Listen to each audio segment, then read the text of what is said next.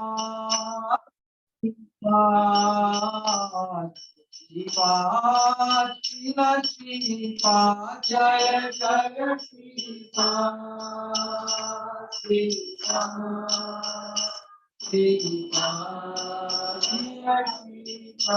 जय जय गुरुदेव गुरुदेव श्रील गुरुदेव जय जय गुरुदेव गुरुदेव श्रील गुरुदेव निताय गौर हरि बोल हरि बोल हरि बोल निताय गौर हरि बोल निताय गौर हरि बोल हरि बोल निताय गौर बोलो जय जय श्री राधे जय जय श्री राधे जय जय श्री राधे श्याम निताय गौरांग भगवान जय जय श्री राम की जय।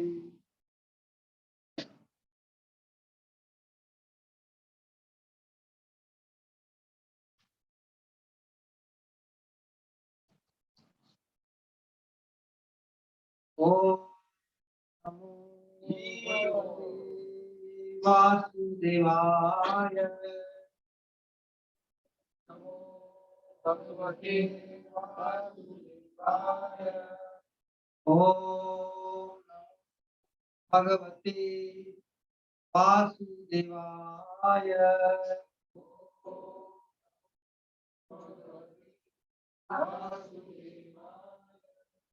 ओम नमो भगवते वासुदेवाय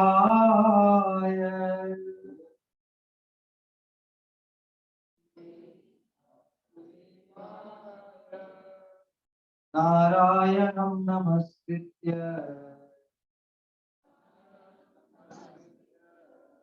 नरं चैव नरोत्तमं देवीं सरस्वतीं व्यासं ततो जयमुदीरये नष्टप्रायेषु भद्रेषु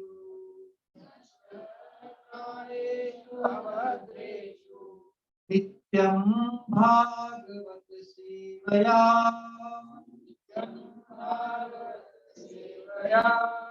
भगवती उत्तम श्लोके भक्ति भवती नैषी भक्ति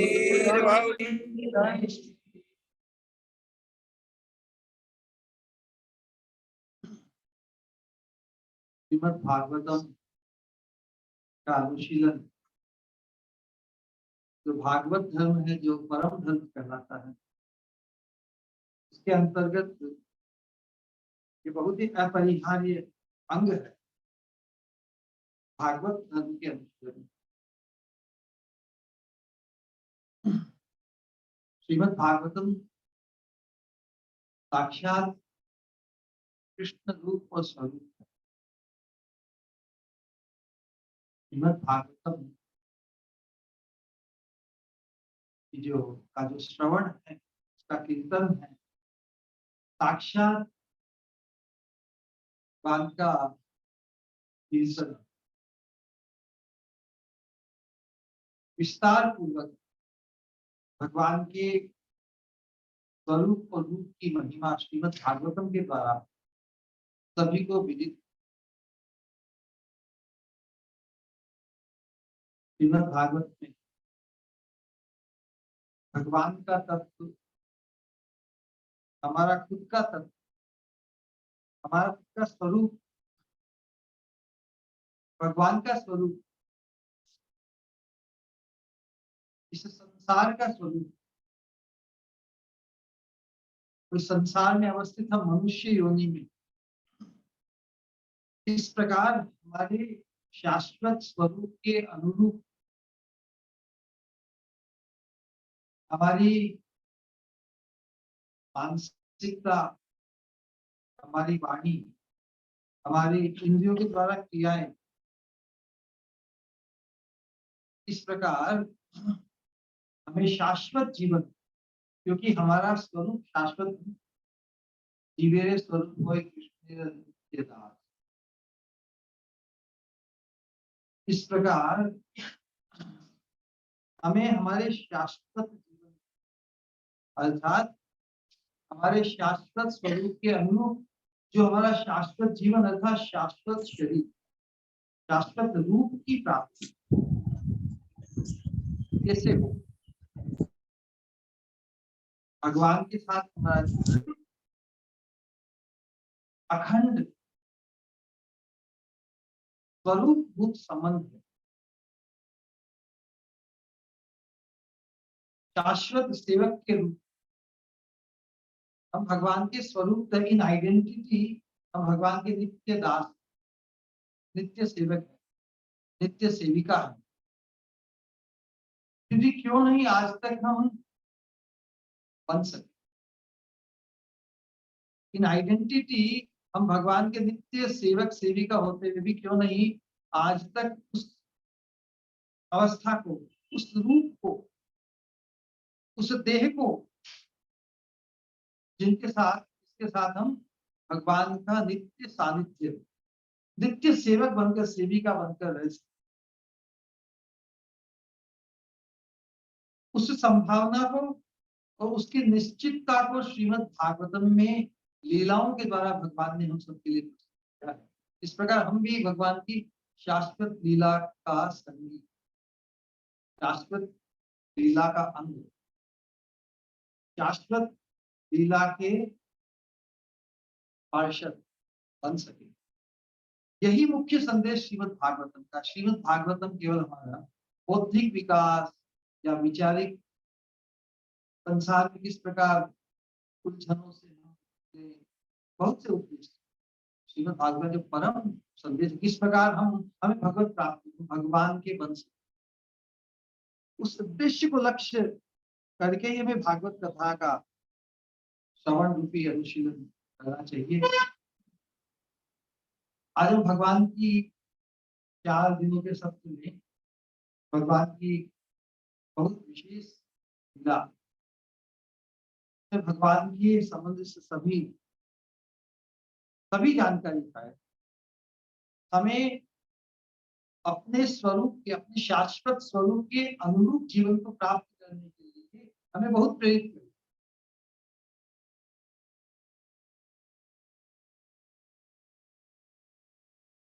भागवत की कथा श्रवण करके भागवत में श्रद्धा जागृत होगी, यदि हम भगवान का बनने की स्पृहा हमारे हृदय में नहीं जाए,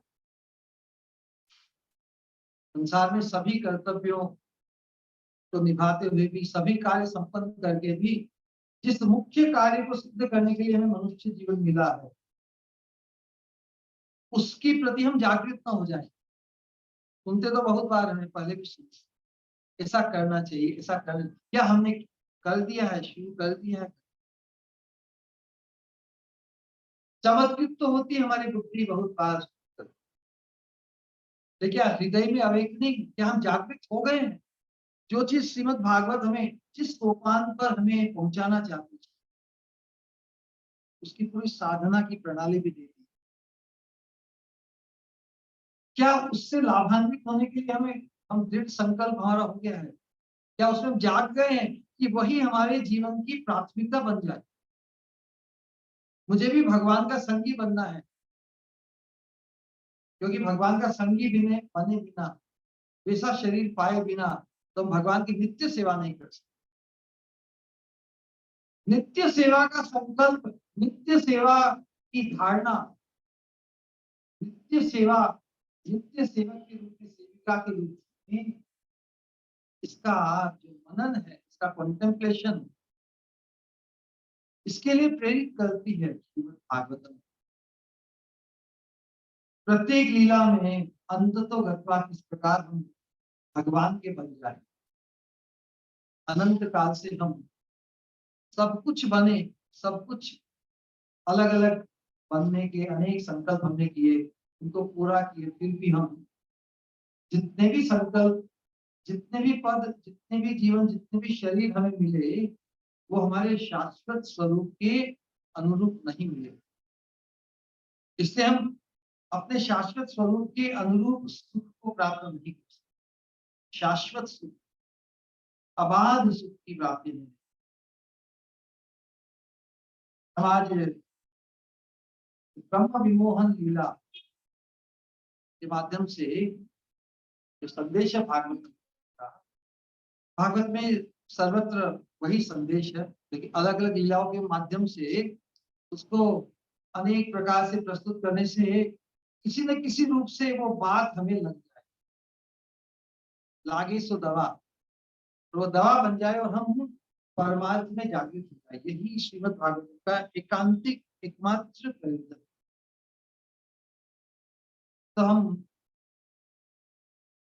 छोटे मंगलाचरण के साथ आज की कथा पृष्ठभूमि, जो लीला है उसकी पृष्ठभूमि, कल जो वास्तविक लीला है उसका निरूपण, और अंतिम 2 दिनों में ब्रह्मा जी की द्वारा स्तुति, इसमें सब कुछ, प्राय सब कुछ आता है।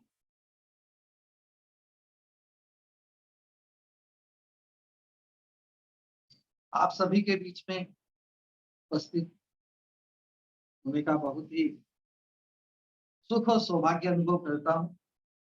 आप सबकी युगल प्रीति का जो भाव है यहाँ पर विस्तार को प्राप्त हो, क्योंकि हम सब सजातीय बनकर इस सत्संग से लाभान्वित हो। सजातीयता होने से भाव की पुष्टि होती है और हम जिस गंतव्य को लक्ष्य करते हैं उसकी प्रति द्रुत गति से आगे बढ़ सकते हैं। ओम अज्ञानतिमिरान्धस्य ज्ञानाञ्जनशलाकया चक्षुरुन्मीलितं येन श्रीगुरवे नमः।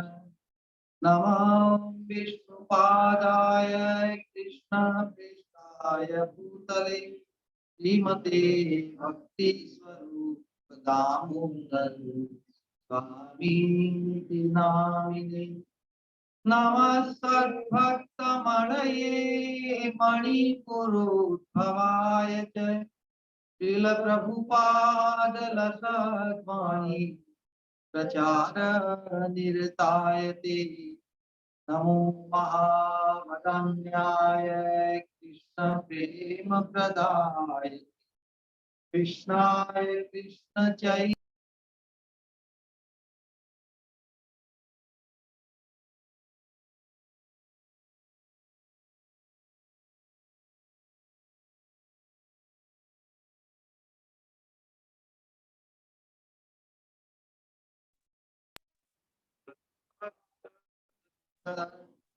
हरे कृष्ण कृष्ण हरे हरे, हरे राम राम राम हरे हरे। परम यस्य सर्वपापप्रणाशनं प्रणामो दुःखशमनं तं नमामि हरिं परं। वाञ्छाकल्पतरुभ्यश्च कृपासिन्धुभ्यैव पतितानां पावनेभ्यो वैष्णवेभ्यो नमो नमः। वैष्णवेभ्यो नमो नमः। वैष्णवेभ्यो।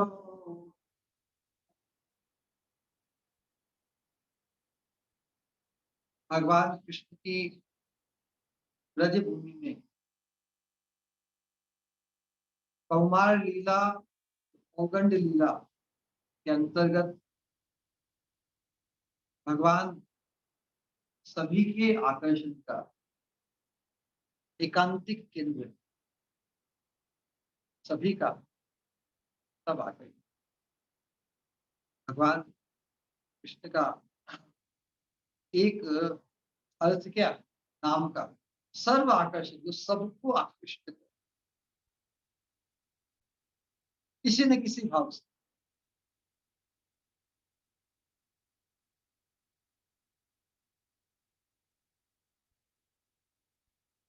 तो कौमार लीलाओं के अंतर्गत अंतर्गत ही भगवान की जो वन विहार लीलाएं, 5 वर्ष की अवस्था तक भगवान ने जो बछड़ों को चराने की लीला की,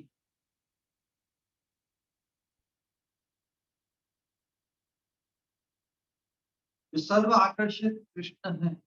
लेकिन उन अपने नित्य पार्षदों, प्रेमी संगियों के ग्वाल वालों के साथ जो अनेक लीलाएं की, तो भगवान की जो बाल सुलभता प्रकट होती है। तो जो भगवान के प्रति आकृष्ट होते हैं उनमें असुर भी आते। भगवान कृष्ण की जो रूप माधुरी है इतनी अद्भुत है, भगवान के बाकी सब दूसरे रूपों की तुलना में भी।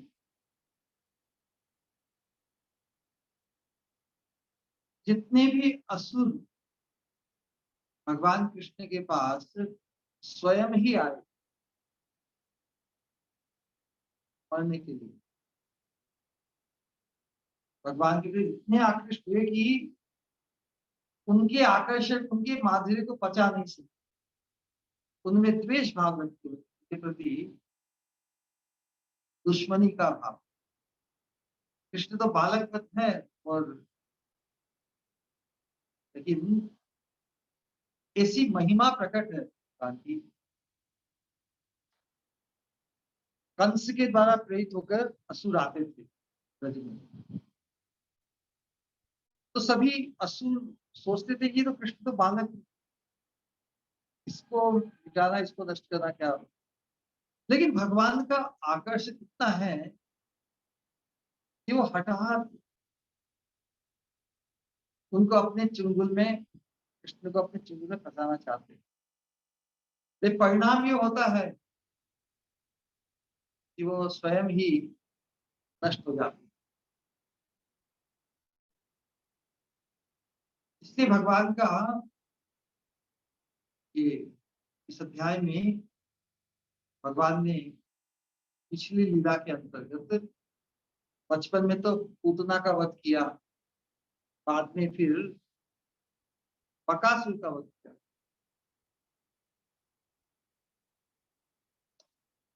दोनों स्वयं भगवान के पास आए, भगवान किसी को मारने नहीं गए।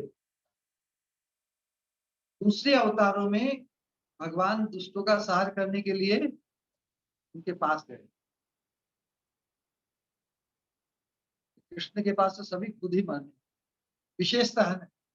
इसलिए भागवत में विशेष रूप दशम स्कंद की जो भगवान कृष्ण की लीला है, प्रत्येक दृष्टिकोण से विशेष। तो भगवान ने इस लीला में अघासुर का वध किया। वास्तव में भगवान का एक नाम अघारी भी प्रसिद्ध है। अघ अघ का एक अर्थ होता है पाप, पाप रूपी दुश्मन का जो विनाश करे या जो हमारे पापों को नष्ट करे, या ऐसा अर्थ भी समीचीन है अघ अरि। भगवान पाप को नष्ट करने के लिए लीला करते हैं किसी, भगवान का नाम ही समर्थ। हरे कृष्णा हरे कृष्णा कृष्णा हरे राम।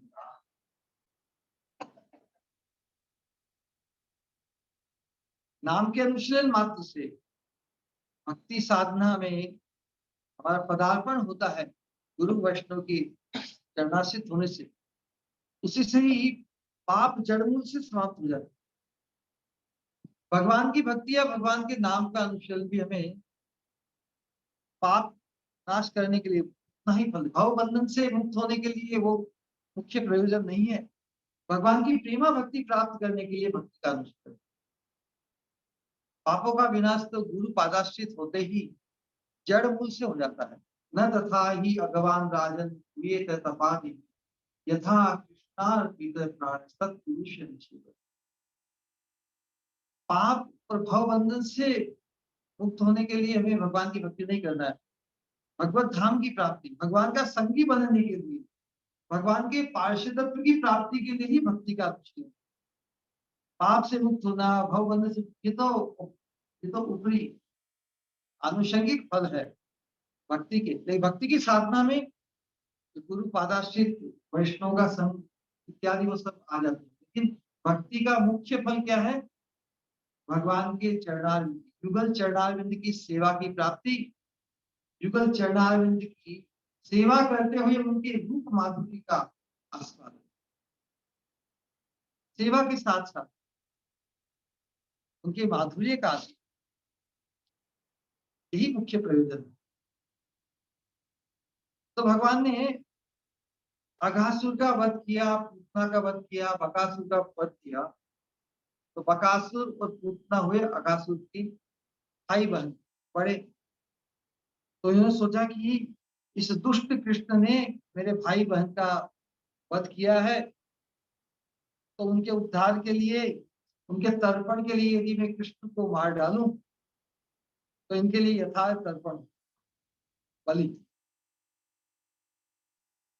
उस उद्देश्य से अघासुर आया। अब ये कौमार लीला, इसमें भगवान ने संकल्प या सभी लीलाएं भगवान के संकल्प मात्र से और उनकी जो लीला शक्ति है वो सभी प्रकार से व्यवस्था कर दी। भगवान ने वन विहार की लीला की हर रोज तो करते ही हैं, मतलब घर में तो कलेवा करते ही हैं। और इच्छा की कि वन में ही जब पिकनिक बना देना, पिकनिक की इच्छा की भगवान ने। तो बहुत जल्दी ही उस दिन भगवान ने अपना बिगुल बजाकर सभी ग्वाल वालों को आह्वान किया, भाई जल्दी आज तैयार हो जाओ और वन में जाके ही गलेवा करेंगे, इसलिए जल्दी निकल जाओ। इस प्रकार तो भगवान की लीला शक्ति की प्रेरणा से ही जो जो लीला होनी है उसके अनुरूप ये अघासुर है, इसने भी अवसर लिया।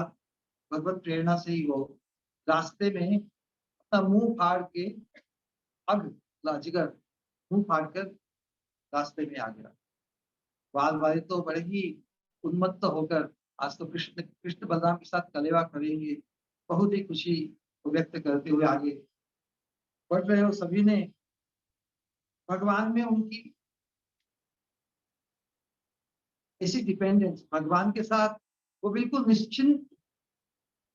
अजगर को साक्षात देखते हुए भी सोच रहे कि अजगर जैसा लगता, लेकिन पहाड़ जैसा लग रहा हमारे लिए से इसमें, इस पहाड़ में गुफा में प्रवेश कर उत्प्रेक्षा कर रहे, साक्षात अजगर को, मृत्यु को देख रहे हैं। बोलते हैं कि क्या होता है, कृष्ण है ना, जिसे बकासुर को मारा उसी प्रकार कृष्ण भी इसको देख लेंगे।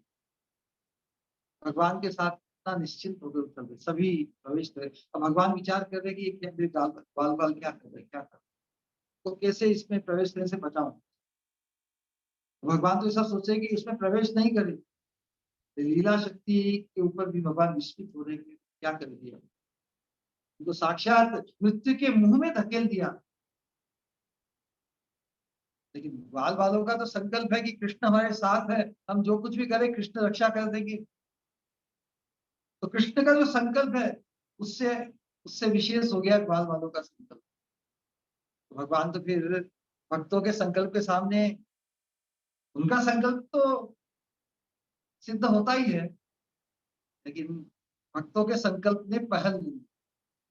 वो प्रवेश कर गए। भगवान विचार कर इनकी रक्षा भी करनी है और अघासुर को मारना भी है। लेकिन भगवान की प्रेरणा से ही अघासुर अपना मुंह बंद नहीं किया है। सोचता है कि ये तर्पण तो इनको मार के करना, कृष्ण को। बलराम जी तो उस दिन साथ में है नहीं, विशेष नक्षत्र का दिन है, बलराम जी का जन्मदिन ही समझिए। तो जब तक भगवान प्रवेश नहीं करते तब तक अघासुर उसमें प्रवेश नहीं। तो सुखदेव गोस्वामी इस प्रकार जिस उन्मत्त होकर बहुत सी चीजें पक्षियों की और अलग अलग जंतुओं की आवाज करते हुए, कुएं में देखकर अपनी परछाया को देखकर परस्पर बात करते हुए, इस प्रकार उन्मत्त आनंद पूर्वक ये ग्वाल बाल भगवान कृष्ण के साथ विहार करते। तो ब्रजवासियों के अद्भुत सौभाग्य का निरूपण कर रहे हैं। इत्थं सतां ब्रह्म सुखानुभूत्या दास्यं गतानां परदैवतेन मायाश्रितानां नरदारकेन साकं विजयमुखित पुण्यपुञ्जा। इत्थं सतां ब्रह्म सुखानुभूत्या, ये भगवान सुखदेव गोस्वामी तो भगवान का तत्व जानते हैं। ये जो भगवान है इत्थम सताम, सता मतलब जो सत्पुरुष है, जो भक्तिमय ज्ञानी है, उन्हें भगवान भगवान को देख के क्या प्रतीत होता है? इत्थम सताम ब्रह्म सुखानुभूत्या, ज्ञानी लोग ब्रह्म सुख की कल्पना करते हैं। तो कृष्ण का दर्शन करके उन्हें जिस ब्रह्म सुख, जितने ब्रह्म सुख की जो कल्पना करते हैं, उस उस कल्पना से हजारों लाखों गुना अधिक ब्रह्म सुख के पुंज रूप में कृष्ण के दर्शन करते हैं। सताम कहा है, लेकिन जो ज्ञानी भगवान को पंचभौतिक देह में मानते, भगवान के देह को पंचभौतिक तो माया से निर्मित जो शरीर मानते हैं, वो तो अपराधी है। वो तो अपराधी इसलिए, उनका तो भगवान के साथ कोई संबंध, कोई अनुभूति हो ही नहीं सकती। जो भगवान को यो व्यक्ति भौतिकम देह कृष्णस्य परमात्मन स सर्वात्म बहिष्कार श्रौत स्मार्त विधान मुखम तस्यापि लोकस्य स चैलम स्नानम आचरेत् पश्येत् सूर्यम स्पृशेत् गांचे ऋतम प्राश्य विशुद्ध। इतना दोष बताया है। तो संसार में जो नास्तिक लोग, नास्तिक जो साधक या साधु जिसे दिखते हैं, उनकी भगवान में मनुष्य बुद्धि होती है। तो कृष्ण भी एक मनुष्य, तो जैसे मनुष्य जन्म लेते हैं, मनुष्य में भगवान की दिव्यता को का एहसास में नहीं होता, वो अपराधी है, उनके लिए नहीं। आप जो ज्ञानी, जो भगवान में परम सुख का अनुभव करते हैं, उनको सताम का है। इत्थम सताम ब्रह्म सुखानुभूत्या दास्यम गतानाम पर दैवती, जो दास्य भाव में प्रतिष्ठित है, पूरे वैकुंठ जगत की जिनकी धारणा है, नारायण, नरसिंह, राम महाराज ने भी भगवान के जो वैकुंठ धाम है, दास्य भाव में जो प्रतिष्ठित, दास्यम गतानाम पर दैवते, उनके लिए ये परम देवता के रूप में वो भगवान का दर्शन करते हैं। माया नाम नर दार के, लेकिन जो माया के वशीभूत, माया दो प्रकार की है ना, महामाया त्रिगुणात्मक माया, दूसरी योग माया। दोनों का ही एक ही कार्य है, वो भगवान के स्वरूप को बद्ध जीवों के लिए ढक देती। एक तो योग माया का पर्दा भगवान की, और एक महामाया। तो योग माया का जो पर्दा है, एक महामाया का पर्दा, इन दोनों का एक यूनिक है, दोनों का काम ढकने का है। माया की उपमा पर्दे से की गई है। तो जो महामाया है वो बद्ध जीवों की दृष्टि को, उनकी समझ को, भगवान के तत्व को समझने से ढक देती है। और जो योग माया है वो भगवान भगवान की जो महिमा है कि वो सर्वेश्वरेश्वर है, कि वो भगवान है, इस बात को ढक देते। दोनों का काम आपात दृष्टि एक ही है, लेकिन इसलिए जो योग माया का पर्दा, योग माया के जो आश्रित है, माया श्रिता नाम, जो योग माया के आश्रित है, मतलब भगवान की कृपा के आश्रित। योग माया भगवान की स्वरूप शक्ति है, स्वरूप शक्ति के अंतर्गत ही कृपा शक्ति है। तो जो भगवान की योग माया के आश्रित है, मतलब भगवत धाम, तो भगवान के सभी जो संगी साथी है, कि वो योग माया के आश्रित है, वो भगवान के स्वरूप को ढक देती है। भगवान का स्वरूप क्या है? ईश्वर है, परम है, कृष्ण है, सच्चिदानंद विग्रह इत्यादि, भगवान के स्वरूप को ढक। तो जो महामाया के आश्रित है, वो तो भगवान को क्या करे, भगवान को साधारण मनुष्य ही मानेंगे। वैसे भगवान वैसे भगवान के साथ साकम विजहरू कृत पुण्य पुंजा। सुखदेव गोस्वामी देख रहे हैं कि इन ब्रजवासियों का जो भगवान के साथ इस बार खिलवाड़ कर रहे हैं, अंतरंग संगी के जैसे, इनके सौभाग्य का क्या करना। कितने पुण्य पुंजा कहने से इन्होंने कितने पुण्य किए होंगे।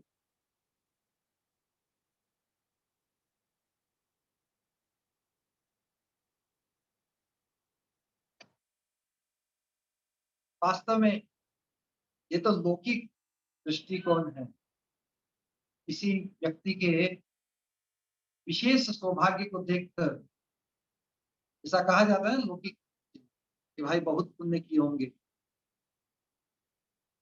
किसी को, किसी कन्या को राजकुमार जैसा या राजकुमारी वर के रूप में मिले, तो क्या कहा जाएगा? भाई लड़के बहुत भाग्य है, बहुत पुण्य किए होंगे, बहुत आशीर्वाद किया। लेकिन ब्रजवासियों का जो सौभाग्य किसी पुण्य के वशीभूत नहीं है, लौकिक की ऐसी ही कही जाए। उनके सौभाग्य का वास्तविक निरूपण सुखदेव गोस्वामी कहते हैं कि कितना दुर्लभ है उनका सौभाग्य। उनके सौभाग्य की अति दुर्लभता का निरूपण करते हुए सुखदेव गोस्वामी कहते हैं, यत्पाद पांसुर्भजन्म कृच्छ्रतो धृतात्मभिर्योगिभिरप्यलभ्य सहैव यत्रीशय स्वयं स्थितः किं वर्ण्यतेदिष्टमतो ब्रजौकसाम्। भगवान के संग खेलने कूदने का सौभाग्य तो बहुत दूर की बात है, भगवान से संबंधित वस्तु की प्राप्ति भी अति दुर्लभ है। यत्पाद पांसु, जिनके चरणारविंद के चरणों की रज का एक कण, यत्पाद पांशुर, या भगवत धाम का जो विलास है, भगवत धाम में जिसे कदम्ब वृक्ष, वृंदावन धाम, उसकी एक झलक, एक किरण की प्राप्ति, भगवान के चरणों के रज के एक कण की प्राप्ति, या भगवत भगवत धाम की किरण, कुछ भी दर्शन, वो भी इतना दुर्लभ है। यत्पाद पांसुर बहुजन्म क्षतो, किन लोगों के लिए? भगवान के चरणारविंद के रज की एक कण या उनके धाम की एक झलक, किनके लिए दुर्लभ है? बहुजन्म कृच्छ्रितो, बहुत जन्मों के कठिन तपस्या के बावजूद, धृतात्म भी, जो हृदय में धारण करने के योग्य, धृतात्म भी ध्यानावस्थित तद्गतेन मनसा पश्यन्ति यम योगिन, योगीगण, उनकी तपस्या, उनका योग बल, उनका संकल्प शक्ति, उनका मन और इंद्रियों पर नियमन, मोस्ट क्वालिफाइड। धृतात्म भी योगी भी अपनी अलभ्य, ऐसे जो प्रसिद्ध योगी है, जो हृदय में संकल्प लेते हैं ना, मन में संकल्प, किसी भी संकल्प, किसी भी तपस्या करने में जो परम निपुण, उनके लिए भी अनेक जन्मों के परिश्रम के बावजूद भी भगवान के चरणों की रज का एक कण या भगवान के धाम की झलक पाना अति मुश्किल। यहाँ बहुत बड़ा कॉन्ट्रास्ट जो भी उसको स्थापित कर रहे हैं सुखदेव गोस्वामी इस लीला के पृष्ठभूमि के रूप। मोस्ट क्वालिफाइड पीपल, योगी, ज्ञानी, ध्यानी, संसार में भी, लोक में भी प्रसिद्ध है ना।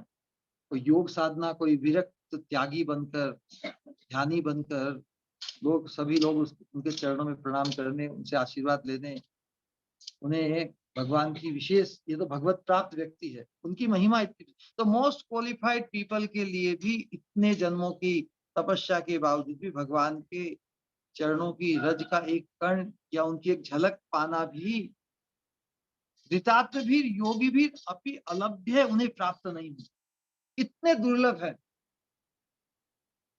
भगवान की के साथ खिलवाड़ और लीला करना वो तो बहुत दूर की बात है, उनके संबंध की कोई वस्तु भी प्राप्त करना कितना दुर्लभ है मोस्ट क्वालिफाइड लोगों के लिए भी। तो भगवान कितने दुर्लभ हुए साधारण लोगों के लिए। वैसे अति दुर्लभ भगवान भी, उन अति दुर्लभ भगवान के साथ एक ग्वाल बाल, आंख मिचोली, तो अंतरंग लीला कर रहे हैं। तो इन ब्रजवासियों के सौभाग्य का, केवल ग्वाल बाल ही नहीं, बाकी सभी ब्रजवासी तो भगवान के साथ एकदम प्रेममयी लीला में संलग्न है।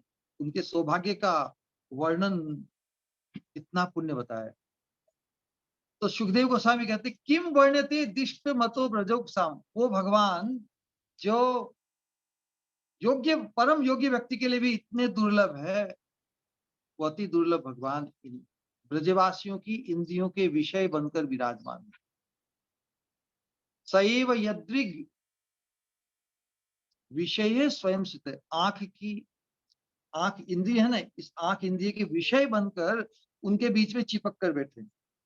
बहुत से जो योग्य व्यक्ति है संसार की दृष्टि से, वो भगवान को पाने के लिए इतना परिश्रम कर रहे, फिर भी उन्हें अलभ्य है। इतने दुर्लभ भगवान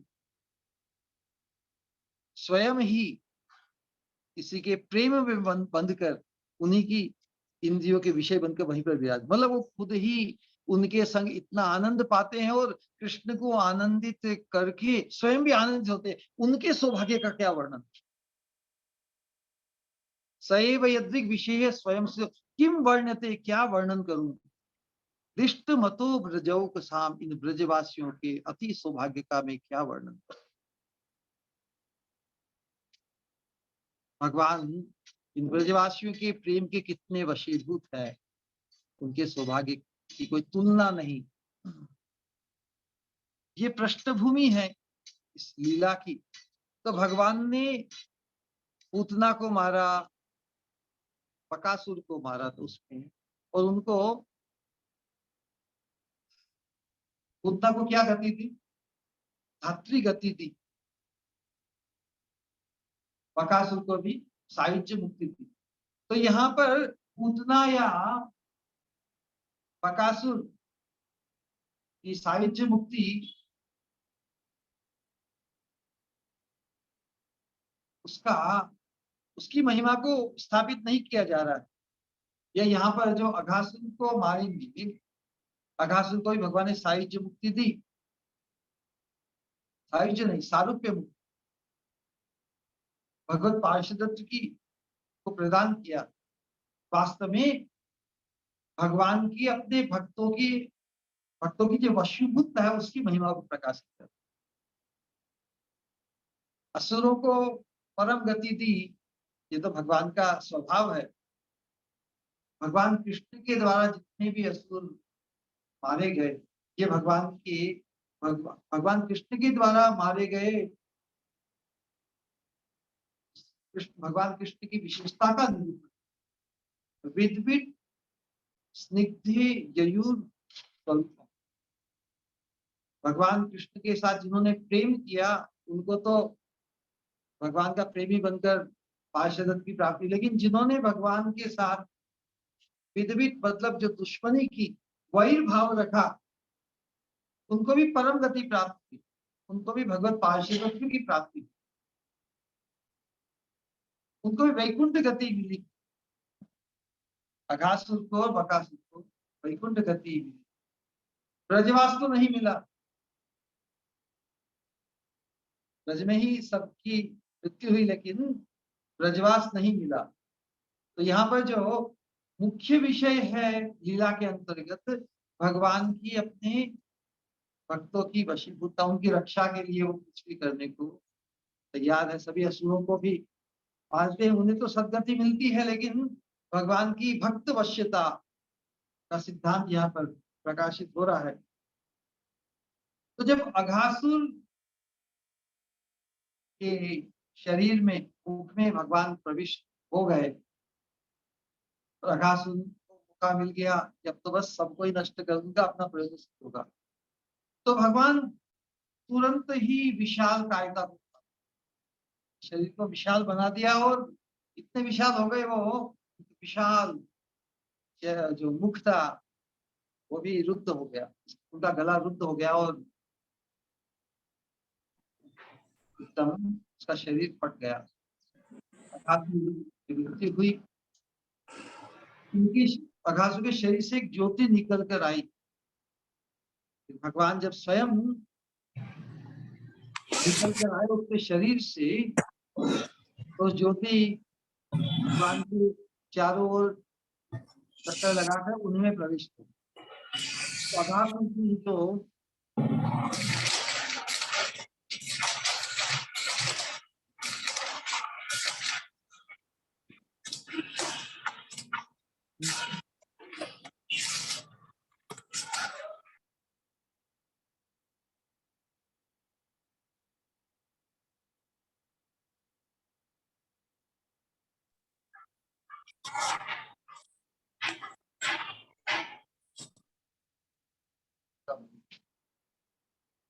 राधा पुरोहित राधा पुरोहित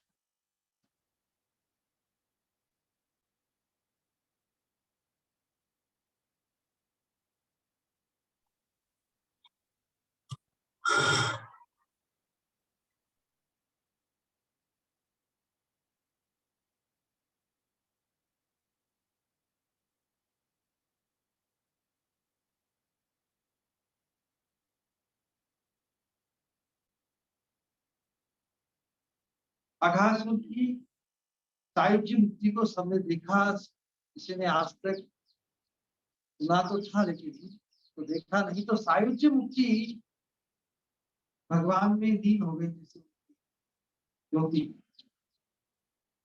आत्मा के रूप को तो किसी ने देखा नहीं, लेकिन जब यहाँ पर जीवात्मा उसकी भगवान की शक्ति से आवृत होकर भगवान में ही प्रविष्ट हो गई, ये चर्चा सर्वत्र, देवता तो सब देख ही रहे, क्योंकि अघासुर बहुत ही दुष्ट था, और उसका विनाश होना बहुत अभिष्ट था सभी को। तो उसकी दुष्टता इतनी प्रबल थी, देवता तो अमर होते हैं, उन्हें भी उससे भय था। तो सुखदेव गोस्वामी लीला के माध्यम से इसका निरूपण कर रहे हैं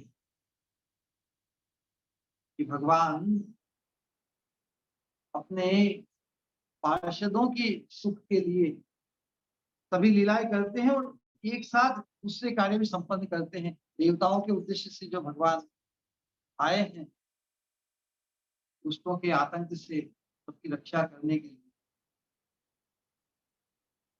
तो भगवान इस प्रकार की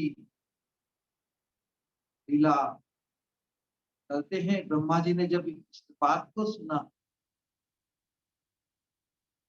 वो भी बड़े कुतूहल में पड़ गए। साक्षात सायुज्य मुक्ति को देखकर, लेकिन सायुज्य मुक्ति की महिमा कोई विशेष नहीं है, क्योंकि जो दुष्टों को जो गति प्रदान करे भगवान, वो श्लाघनीय प्रशंसनीय कैसे हो सकती। इसलिए जो ज्ञानी दूसरे जो साधक भगवान में लीन या ब्रह्म लीन होने की तो लक्ष्य करते हो, तो भगवान अपने दुष्टों को जो मारते हैं, ब्रह्मांड पुराण में वर्णन है, सिद्ध लोकस्तु तमसः पारे यत्र वसन्ति, सिद्धा ब्रह्म सुखे मग्ना दैत्यांश्च हरिणाम हता।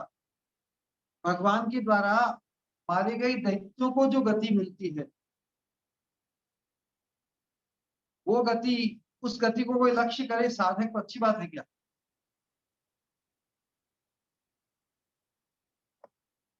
भगवान के द्वारा मारे गए जो हरिणाम हता, भगवान के द्वारा मारे गए दुष्ट लोगों को जो गति मिलती है, वो प्रशंसनीय होगी क्या? लेकिन वास्तविक सिद्धांत ये है कि कृष्ण भगवान के द्वारा मारे गए सभी असुरों को भी सदगति सदगति ही मिली, उनको स्वरूप की प्राप्ति हुई, ययुर स्वरूपम, भगवत पार्षदत्व की प्राप्ति हुई। उतना को ही बकासुर को हुई, बकासुर भी भगवत सायुज्य सारूप्य मुक्ति, भगवान के जैसे रूप की प्राप्ति हुई। वो तो इतना मतलब पापी था, जैसे पापी व्यक्ति की ऐसी सदगति की भगवान के द्वारा पापी व्यक्ति की ऐसी सदगति संभव नहीं है। लेकिन सिद्धांत यह है कि कोई व्यक्ति भगवान को किसी भी भाव से अपने हृदय में धारण करे, स्नेहात द्वेषात स्नेहात द्वेषात भयात वापी याति तत्व स्वरूप, ये है भगवान कृष्ण के चिंतन का प्रभाव। यत्र यत्र मनोदेही धारेर सकलम धियाम, ये हमारा जो मन है, ये पूरी बुद्धिता निश्चयता के साथ मनोदेही धारेर सकलम धियाम, पूरी बुद्धि पूर्वक,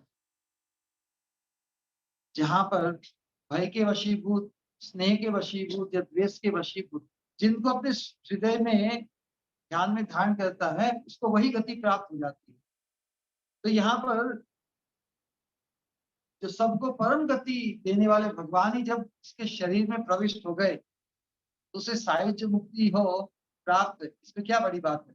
इसे तो भगवत पार्षदत्व की प्राप्ति, भगवान का स्पर्श जिसे साक्षात प्राप्त हो गया, उसके जीवन में कब पाप या कोई दोष थोड़ी रह सकता है, तो सदगति को ही प्राप्त हुआ।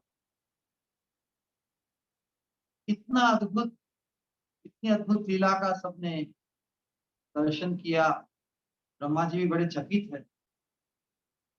उन्होंने भी भगवान के इस कुतूहल को देखकर, बड़ी विचित्र है, भगवान अभी कलेवा तो किया नहीं। तो इसके पहले सुखदेव गोस्वामी परीक्षित महाराज को जो सुना रहे कथा, कि ये जो लीला भगवान की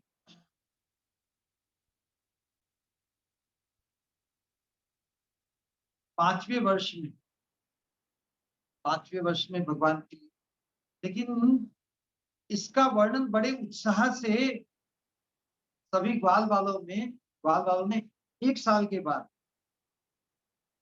घटना आज घटित हुई, विचार कीजिए कितनी अद्भुत बात है। और उस घटना को 1 साल के बाद में आज ही देखा, उस घटना को जो वर्णन 1 साल के बाद में कर रहे हैं, बड़ी अद्भुत बात है कि नहीं? ब्रह्म विमोहन लीला का जो पृष्ठभूमि है, बड़ी अद्भुत है।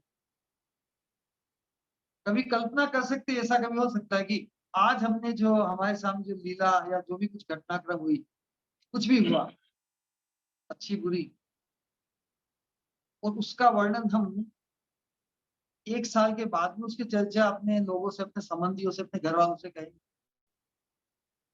बड़ी विचित्र बात कह दी सुखदेव गोस्वामी।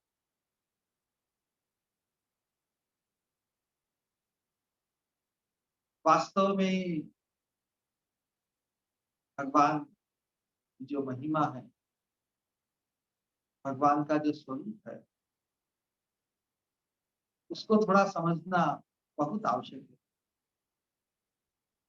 भगवान का स्वरूप भगवान का ऐश्वर्य और माधुर्य, इन तीनों से ही उनकी भगवत्ता प्रकाशित होती है। भगवान के स्वरूप से कहने का तात्पर्य उनकी विभुता, जिनकी उपस्थिति सर्वत्र है भगवान की। परमानंद भगवान का स्वरूप, तो परमानंद कहने से जो उनकी विभुता प्रकाशित होती है ब्रह्म रूप की, उसी श्लोक के विस्तार में ये हम बताना चाहते हैं कि भगवान की जो ब्रह्म रूपता है, या भगवान को जो ब्रह्म के नाम से वेद शास्त्रों में जो वर्णन किया गया है, ब्रह्म रूपता के भी, ब्रह्म शब्द के भी वाच्य तो भगवान ही है। भगवान का जो ऐश्वर्य है, अनंत ऐश्वर्य, तो जो स्वरूप है व्यापकता या ब्रह्म रूपता, ब्रह्म रूपता, लेकिन किनका ब्रह्म रूपता? भगवान का। यदि ब्रह्म के वाच्य भगवान ना हो तो फिर ब्रह्म का कोई स्वरूप नहीं हो सकता, क्योंकि स्वरूप उस वस्तु का ही होता है जिसका रूप हो। तो ब्रह्म कहने से भी भगवान संबोधित नहीं होते, तो फिर ब्रह्म का स्वरूप भी नहीं कहा जाएगा। तो जिनकी ब्रह्म रूप की धारणा भगवान से अलग है, वास्तव में ब्रह्म रूपता ये भगवान का परिचय या स्वरूप का ही परिचय है, उनकी महिमा का परिचय है। लेकिन जो ब्रह्म नाम से भगवान को नहीं जोड़ते, उनके लिए ब्रह्म की परिभाषा अलग है। जिसका रूप है उसी का स्वरूप है।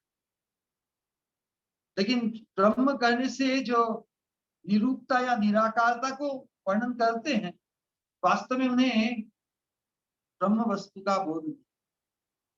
ब्रह्म कहने से व्यापकता, जगत व्यापक हरि। प्रेम भक्ति चंद्रिका में नरोत्तम दास ठाकुर जी बताते हैं कि जगत व्यापक हरि और अज शिव आज्ञाकारी। भगवान की ईश्वरता क्या है कि जिनकी ईश्वर के रूप में प्रतिष्ठा है वैदिक लौकिक शास्त्र में, शिव जी, ब्रह्मा जी है ना ईश्वर के रूप, वो भी जिनके आज्ञाकारी है भगवान का ऐश्वर्य।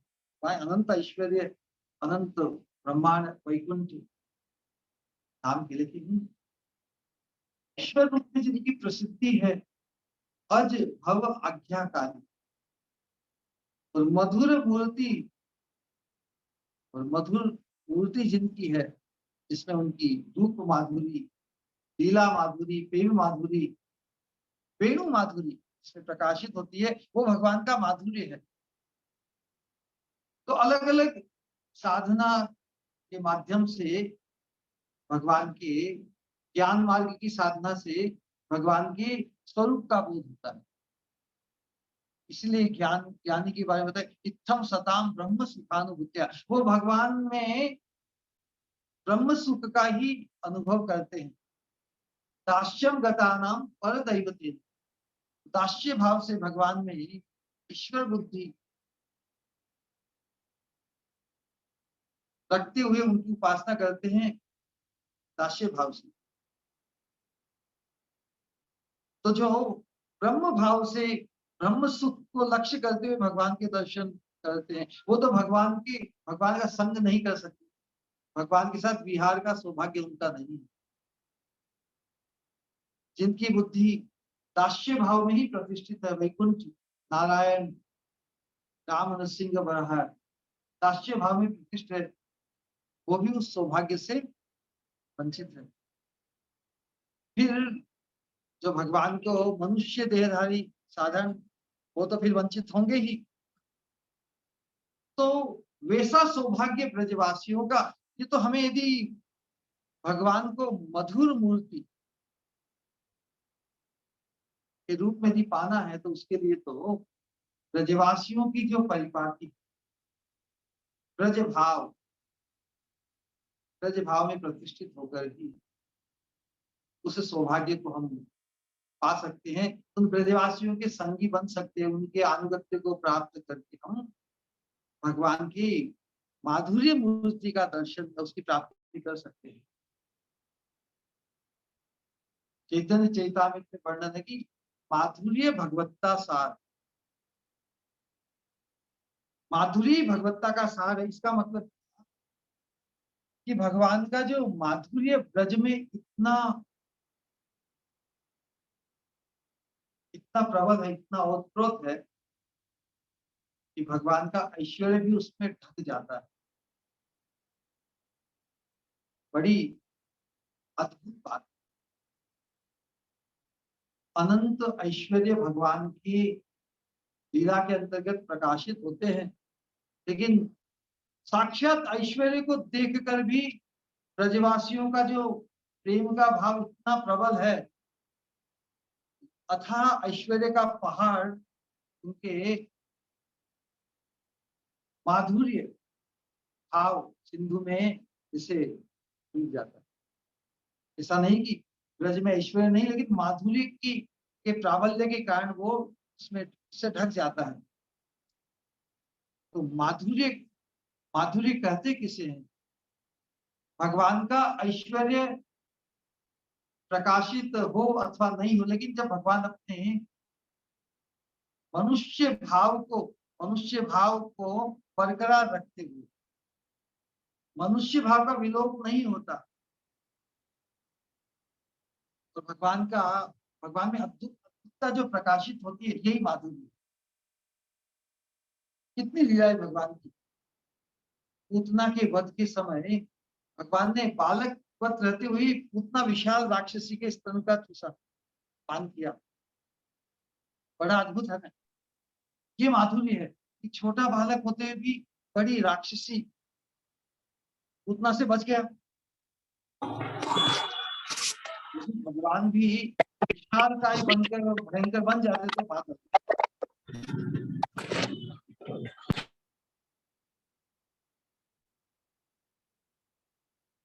राम बंधन लीला में देखिए, भगवान बालक वक्त ही प्रतीत हो रहे हैं।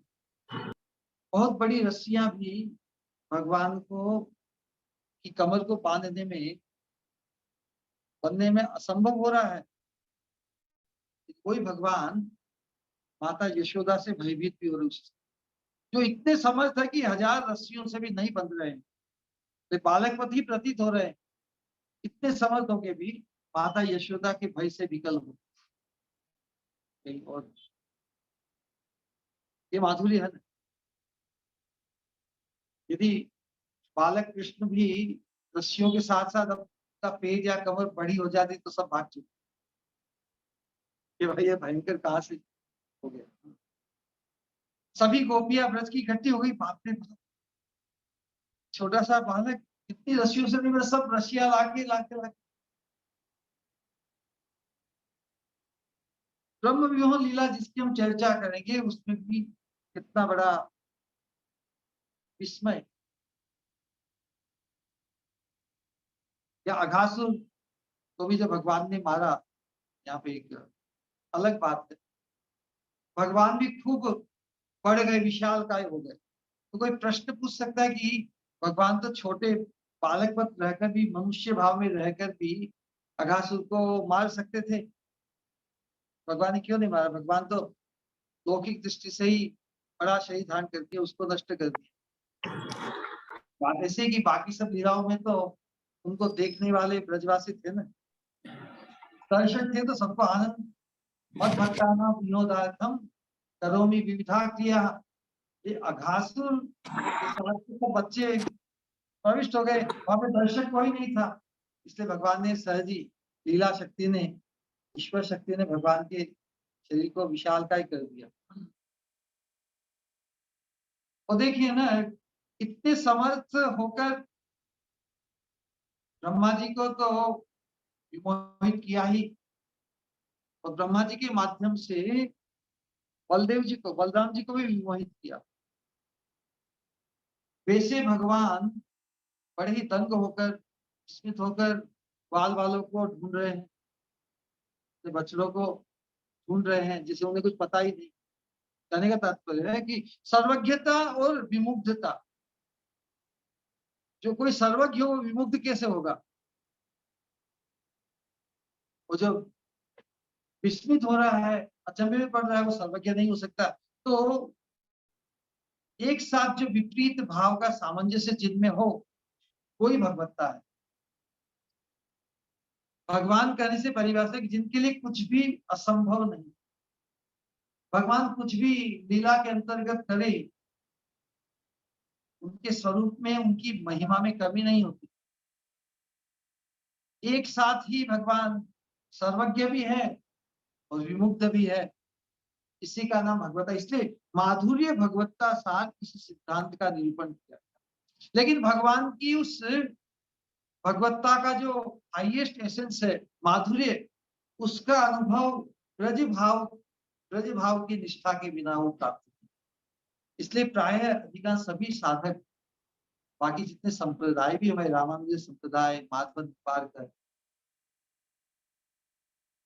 ब्रज भाव की स्पृहा यदि हमारी जागृत नहीं होती, तो भगवान की जो परम स्वरूपता है, जो माधुर्य, उसका दर्शन असंभव है। ब्रज भाव के बिना भगवान की उस माधुर्य का अनुभव नहीं हो सकता। इसीलिए इस चीज का निरूपण किया गया, विशेष रूप से भगवान ने ब्रज में अपनी इस माधुर्यमय लीला का प्रकाश किया। लेकिन भगवान को अभिष्ट क्या है? भगवान को अभिष्ट है कि ये उनके इस माधुर्य भाव की प्राप्ति सबको प्राप्त हो। इसीलिए भगवान स्वयं ब्रजवासियों ने, गोपियों ने, बाल बालों ने जिस रूप माधुरी, जिस वेणु माधुरी, लीला माधुरी का आनंद आस्वादन किया, उसके प्रति स्वयं आकृष्ट हुए। भगवान स्वयं आकृष्ट होकर उन्होंने इस कलयुग में चैतन्य महाप्रभु के रूप में आविर्भूत हुए और उनके स्वयं तो उसका आस्वादन किया ही भक्त भाव में। भक्त भाव अर्थात ब्रज भाव में। भगवान की जो माधुर्य आस्वादन की लीला है, वो ब्रज भाव से ही है। उस ब्रज भाव का विस्तार करने के उद्देश्य से ही उन्होंने अपने शिष्य प्रशिष्यों, गोस्वामियों के माध्यम से उस माधुर्य आस्वादन की प्रणाली, किस प्रकार साधक ब्रज भाव से संपन्न होकर ब्रजवासी बनने का, भगवान के ब्रज में कृष्ण का पार्षद बनने का अधिकारी हो, ये प्रणाली हमारे लिए छोड़ी। उसका से लाभान्वित होने के लिए ही ये पूरी परंपरा है श्रीमद् भागवत में। इसलिए माधुर्य भगवत्ता सार, माधुर्य भगवत्ता सार और ब्रजते करीलो प्रचार। ब्रज में तो उसकी महिमा का प्रचार हुआ, इसने किसने प्रचार किया? इस भागवत में हम उस माधुर्य भाव की ही प्रचार रूप में कईलो, व्यास नंदन, व्यास सुत, सुखदेव ने की। भागवत में जगह जगह इसका वर्णन हुआ है, सभी लीलाओं के अंतर्गत। इससे हमें लाभान्वित होना है। हम भगवत भक्ति के मार्ग में, वैष्णव धर्म के अंतर्गत भी यदि हमें ब्रज भाव की प्राप्ति की स्पृहा नहीं जागृत होती, तो हम भगवान की माधुर्य लीला, मधुर लीला में कुछ नहीं कर सकते। इसलिए प्रबोधानंद सरस्वती ठाकुर ने एक बहुत ही श्रेष्ठ बात की। भगवान स्वयं उस ब्रज भाव को धारण करके भगवान की माधुर्य का आस्वादन किया, अपने ही रूप माधुरी। चैतन्य महाप्रभु स्वयं कृष्ण है, लेकिन राधा रानी या भक्त भाव लेकर उन्होंने अपने ही माधुर्य का, अनंत माधुर्य का आस्वादन किया ब्रज भाव से। उसी ब्रज भाव को प्रदान करने के लिए उन्होंने सभी अपनी शिक्षा दी। भागवत में भी इस बात का जो प्रकाश हुआ है उसका प्रचार किया। तो जो ब्रज भाव देने आए साक्षात, ब्रज लीला के अंतर्गत तो ब्रजवासियों के तक ही सीमित रहा वो ब्रज भाव का प्रचार। जब सब चैतन्य महाप्रभु प्रभु के रूप में आए तब उन्होंने भागवती इस माधुर्य भाव को प्राप्त, ब्रज भाव को प्राप्त करने का ये जो परिपाटी है, जो परंपरा है, उसको स्थापित किया। इसलिए जो चैतन्य महाप्रभु की शिक्षा प्रणाली में नहीं आती, अथवा तो जो चैतन्य महाप्रभु में जिनकी भगवत बुद्धि जागृत नहीं होती, भले ही वो अनन्य हरि शरणापन्न, एकांतिक हरि भक्ति पारायण हो, नारायण विष्णु वराह है राम, लेकिन जिसकी चैतन्य महाप्रभु में भगवत बुद्धि जागृत नहीं होती, वो वास्तव में अभागा है। अब यहाँ पर थोड़ी अतिशयोक्ति किसी को लग सकती है, ये वास्तविकता यही, जिस अति दुर्लभ वस्तु को देने के लिए स्वयं भगवान वर्तमान समय हमारे बीच में आए हैं। भागवतीय परम संदेश, भागवत श्रवण का, भागवत अनुशीलन का जो परम लाभ है, परम जो स्पृहा, इस प्रकार हम ब्रजवास को प्राप्त करें, भगवान कृष्ण के संगी बने, गोपी बने या गोप बने, सखा सखी बने, चैतन्य महाप्रभु की कृपा को धारण किए बिना, चैतन्य महाप्रभु के स्वरूप को पहचाने बिना हम ब्रज भक्ति, ब्रज में प्रवेश नहीं कर सकते। केवल कृष्ण लीला के श्रवण करने मात्र से ब्रज भाव, उसके प्रति हमारा आकर्षण होने मात्र से या इच्छा करने मात्र से उसमें प्रवेश नहीं होगा। जिन्होंने इस ब्रज भाव की प्राप्ति के द्वारा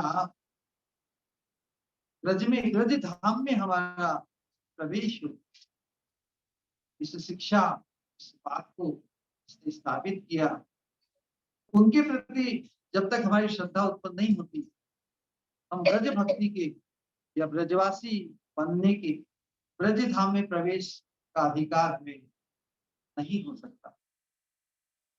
तो यहाँ पर इस लीला के अंतर्गत भगवान की माधुर्य को प्रकाशित किया।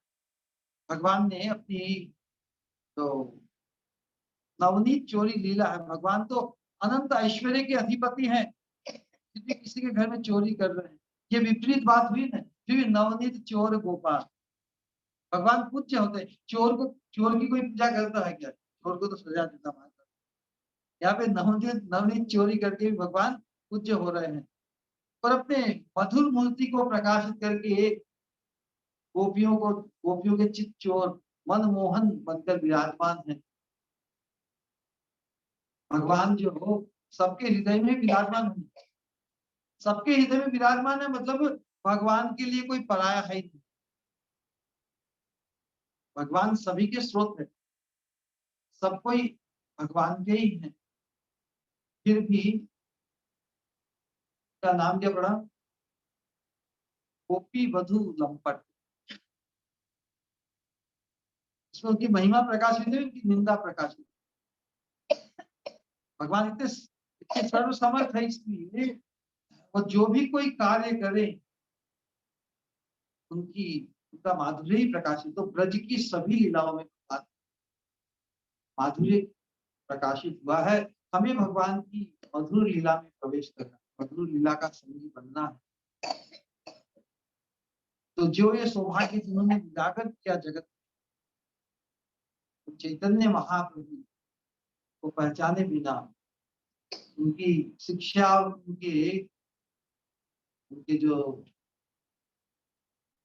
उनके जो पार्षद हैं, उनके जो संगी हैं, उनके आश्रित भक्तगणों का के आश्रित हुए बिना हम ब्रज भाव में प्रवेश।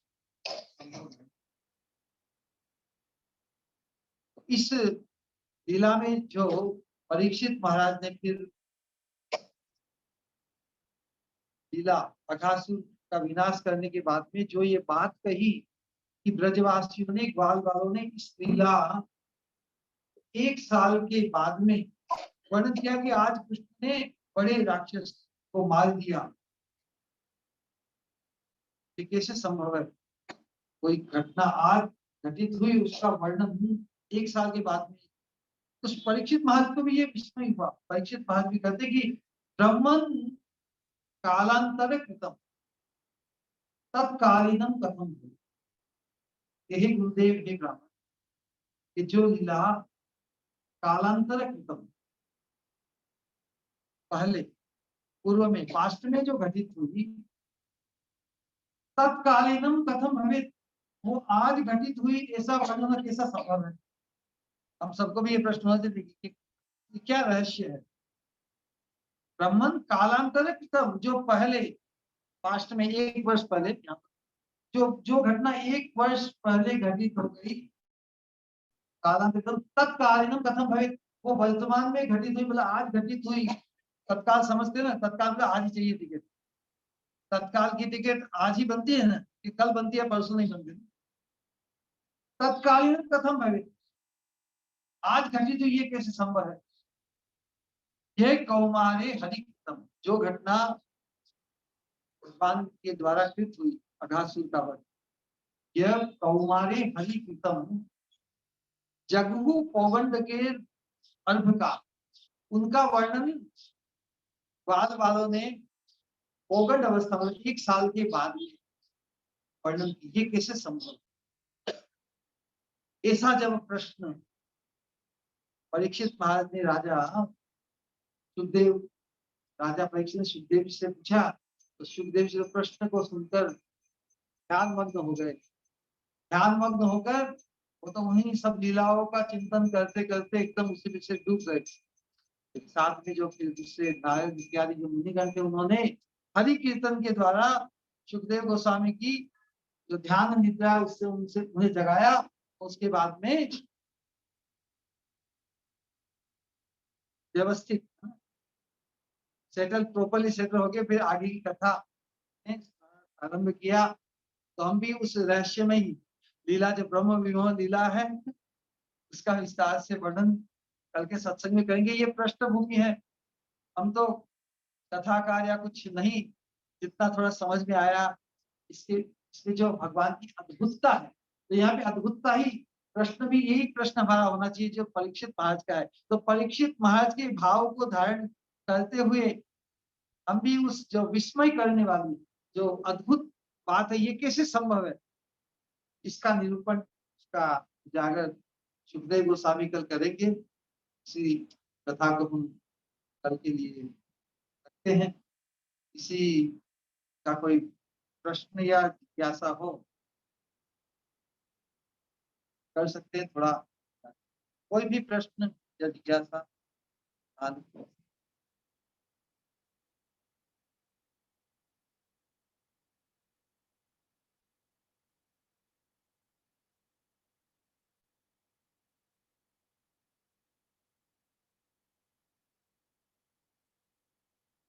आगे आगे।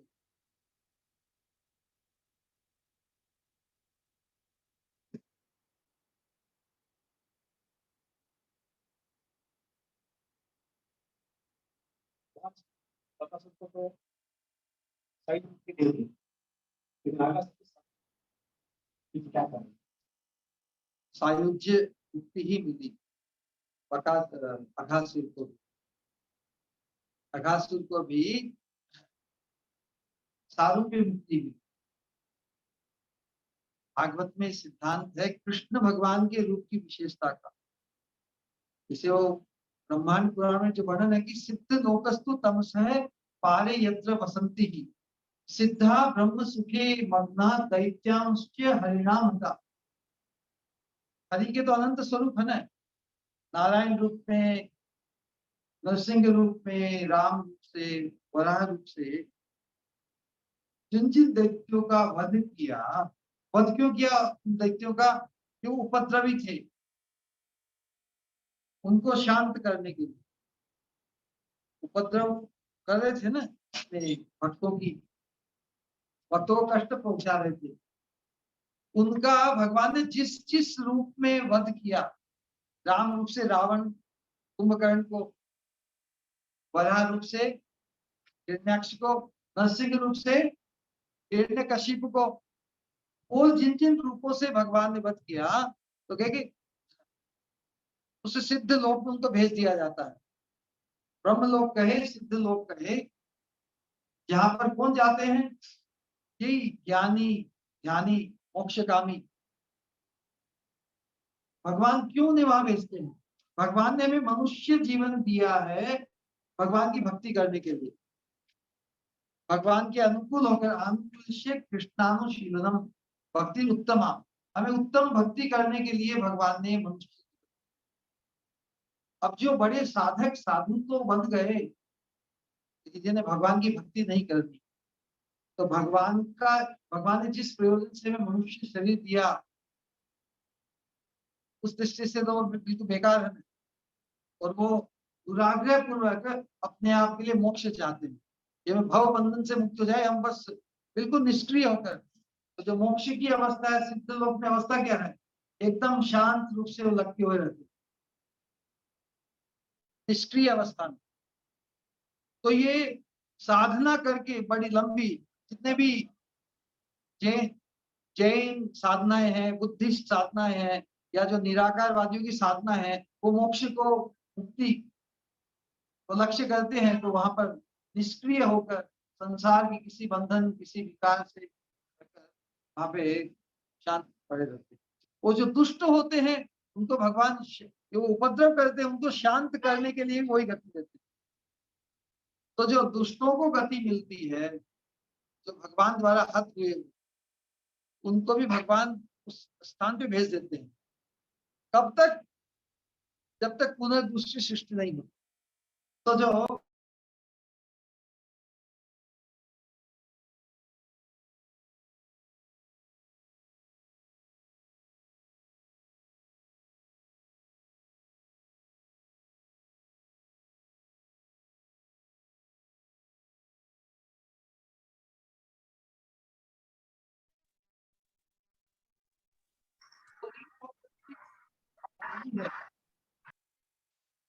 भगवान के राज्य में, भगवान की व्यवस्था में, नोबडी इज इटर्नली कंडेम्ड। जैसे किसी धर्म में होता है ना कि आप इसको स्वीकार नहीं करो तो तुम हमेशा हमेशा के लिए नरक में सड़ोगे, वैसा नहीं।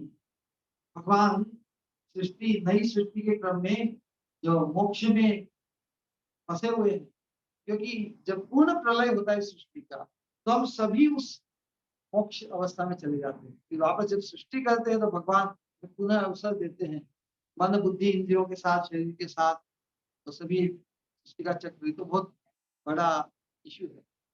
लेकिन भगवान कृष्ण की, कृष्ण रूप से विशेषता है। कृष्ण रूप से जिस असुर का वध हुआ, इसको भगवान ने सारूप्य मुक्ति अपने धाम का पार्षद, पार्षद करके भागवत में वर्णन, विद्वित स्निग्धा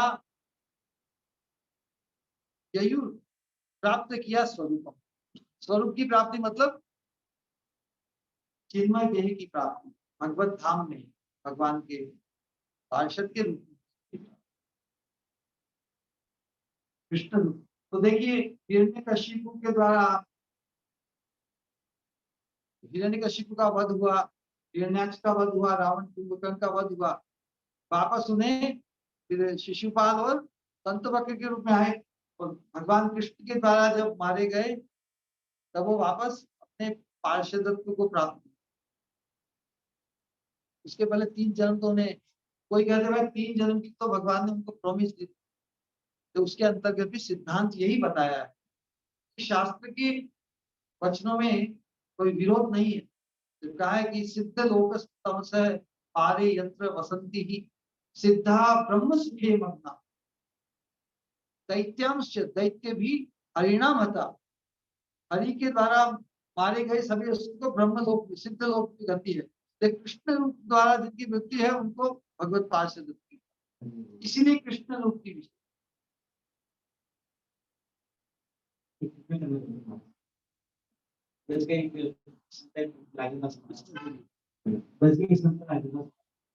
कौन? राजेंद्र दास महाराज, राजेंद्र दास महाराज। राजेंद्र दास महाराज। वो एक बार बता रहे थे, मैं अपने गुरु महाराज से भगवती गणेश महाराज जी, प्रश्न ये था उनका कि मुझे इसी जन्म में अगर कृष्ण प्रेम प्राप्त करना है तो मुझे क्या करना चाहिए? तो उनको कोई बात बताते कि तुम बार-बार गौरांग महाप्रभु की चरित्र करो।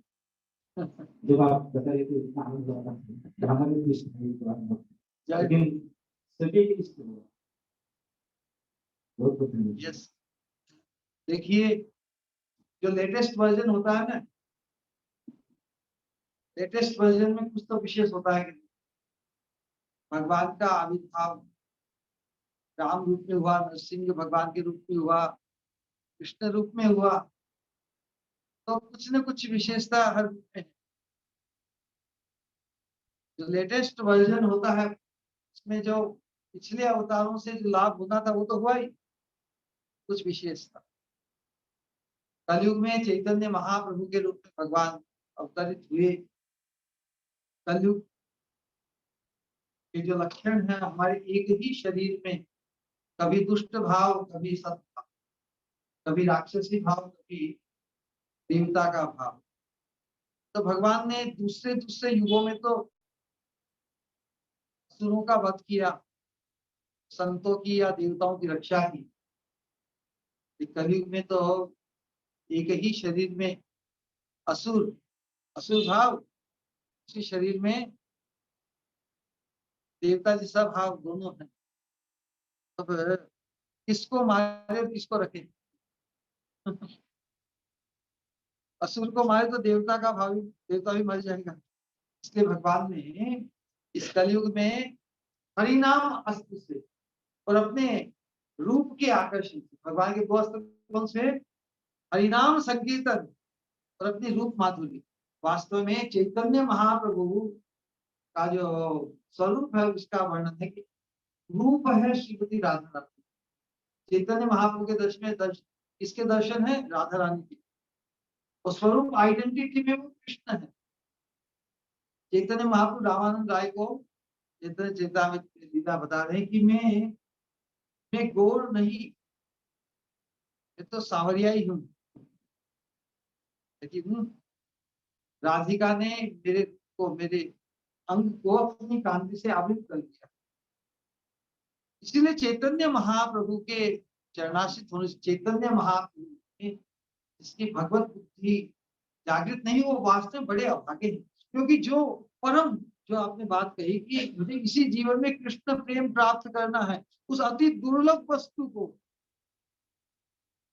बड़े ही सरल और सहज रूप में किया जा रहा है, तो उसको तो अभागी व्यक्ति ही स्वीकार नहीं करेगा। वो परमार्थ में, आध्यात्म में, वेद शास्त्र के अध्ययन में कितना ही निष्णात रहा हो, लेकिन उसकी चैतन्य महाप्रभु में भगवत बुद्धि जागृत, जो इस परम कृष्ण प्रेम को, कृष्ण प्रेम प्रदाय नमो महावदान्याय, इतनी महावदान्यता उनकी कि जो अति दुर्लभ प्रेम, ब्रह्मा शिव नारायण आदि को भी अति दुर्लभ प्रेम, उसको हम जैसे पतित से पतित कलयुगी जीवों को प्रदान करने के लिए आए। तो चैतन्य महाप्रभु के दर्शन में ही साक्षात राधा रानी तो परम कृपालु है ना, तो चैतन्य महाप्रभु जिसकी भगवत बुद्धि हो जाती, राधा रानी की साक्षात कृपा को प्राप्त करके कृष्ण प्रेम विभाजन बन जाते, कृष्ण प्रेम के अधिकारी बन जाते। ये बड़ी बात है। इसलिए जो बुद्धिमान व्यक्ति है, बुद्धिमान व्यक्ति का क्या लगता है? बुद्धिमान व्यक्ति वही है किसी दुर्लभ वस्तु को प्राप्त करने के लिए जो सहज श्योरेस्ट जो साधन है उसको अपना लेगा। लेकिन जो अति बुद्धिमान है, कहावत है ना कि अति सर्वत्र वजे, गुजरात में क्या है, डॉट डाइव, हिंदी में क्या कहते हैं, ढेर होशियार, और भी सभी भाषाओं में। तो इस परम वस्तु जो अति दुर्लभ है, दुर्लभ वस्तु को पाने के लिए, दुर्लभ वस्तु कहने का तात्पर्य कि हमारे पास उसे खरीदने की क्षमता नहीं। ये भगवान जानते हैं ना, भगवान जानते हैं इसीलिए भगवान ने उस दुर्लभ वस्तु को हम कलयुगी जीवों के लिए ही क्यों प्रस्तुत किया कि कलयुग में ये संभव है कि व्यक्ति हताश हो जाता है। वो समझता है कि उसकी क्षमता है, साधन बल बहुत ही क्षीण है। कहते हैं हारे को हरि नाम। तो जो व्यक्ति अपनी नगण्यता, अपनी तुच्छता को स्वीकार कर लेता है, वो हैंड्स अप कर देता है। शरणागति का भाव इस कलयुग में बहुत सुलभ है। शरणागति के भाव का ही आह्वान कर रहे हैं चैतन्य महाप्रभु। तो सबसे कह रहे हैं कि हरे कृष्णा कृष्णा कृष्णा हरे हरे हरे राम हरे राम राम राम हरे हरे हरे कृष्णा कृष्णा कृष्णा हरे हरे हरे राम राम राम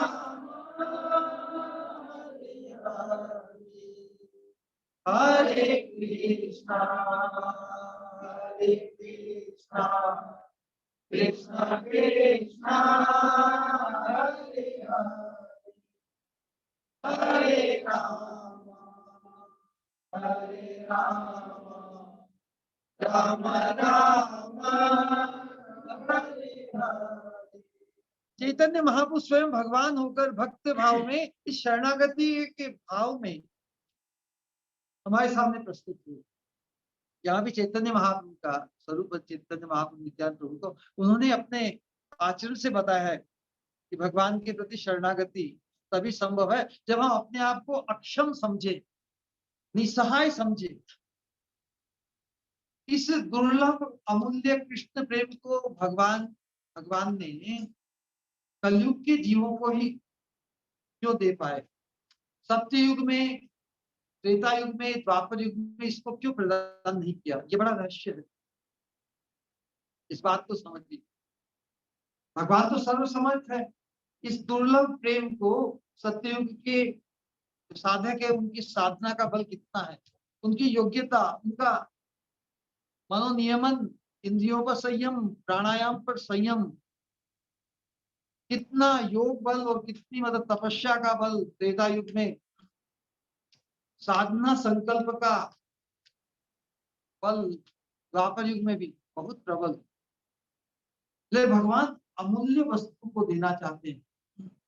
यदि कोई हमें अमूल्य वस्तु देना चाहे, दुर्लभ, और हम कहें ठीक है जी, इसके लिए हमें क्या करना होगा, आप जो कहें हम करने को तैयार है, कितने वर्षों की साधना करनी पड़ेगी, जैसे हम उसको खरीदना चाहते हैं।